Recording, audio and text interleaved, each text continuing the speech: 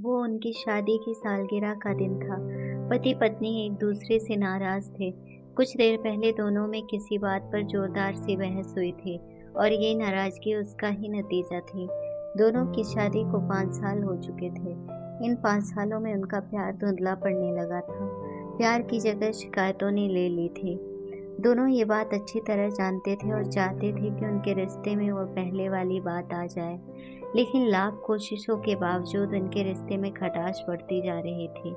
उस समय पति बालकनी में खामोश खड़ा था। पत्नी उसके पास आई और उसे एक डायरी देते हुए बोली, मैं इन रोज-रोज के झगड़ों से तंग आ चुकी हूँ। ज़रूर हम दोनों में कुछ खामियां हैं, जिन्हें हमें दूर करना होगा, तभी हमारा रिश्ता बच पाएगा।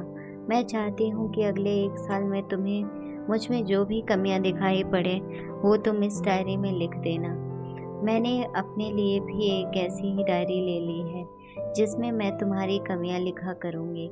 अगले साल अपनी शादी के सालगिरह के दिन हम एक दूसरे की डायरी पढ़ेंगे और उसमें जो भी कमियां लिखी होंगी उस पर चर्चा करेंगे और उन्हें सुधारने की कोशिश करेंगे।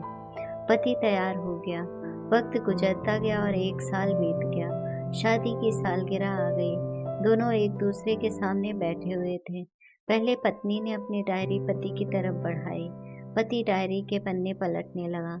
पहला पन्ना, तुमने पिछले साल मेरे बर्थडे पर मुझे कोई तोहफा नहीं दिया। मुझे बहुत बुरा लगा। तुम्हें तोहफा तो देना चाहिए था। दूसरा पन्ना, जब मेरे मम्मी डैडी हमारे घर आए थे, तब हमने मूवी देखने का प्लान बनाया था, लेकिन तुम उस दिन ऑफिस से देर से लौटे। मम्मी डैडी के सामने मुझे नीचा देखना पड़ा। तुम्हें वादा निभाना सीखना होगा। तीसरा पन्ना, मैंने तुम्हारे लिए इतनी मेहनत से स्वेटर बुना था, लेकिन तुमने तारीफ के 2 शब्द भी नहीं कहे। क्या मैं इस काबिल भी नहीं थी? इस तरह डायरी के सारे पन्ने भरे हुए थे। पति ने जब डायरी पढ़ ली तब पत्नी बोली, मुझे लगता है कि अब से तुम ये गलतियां नहीं करोगी। पति ने हाँ में सिर हिलाया। फिर पत्नी ने पति की डायरी ली और पन्ने पलटने लगी। पहला पन्ना खाली था, दूसरा पन्ना भी खाली था, तीसरा पन्ना भी खाली था। पत्नी ने देखा कि डायरी के सारे पन्ने खाली हैं। वह नाराज होते हुए बोली, तुम मेरी एक बात भी नहीं मान सकते। मैंने साल भर कितनी मेहनत से पूरी डायरी लिखी और तुम एक पन्ना भी नहीं लिख सके।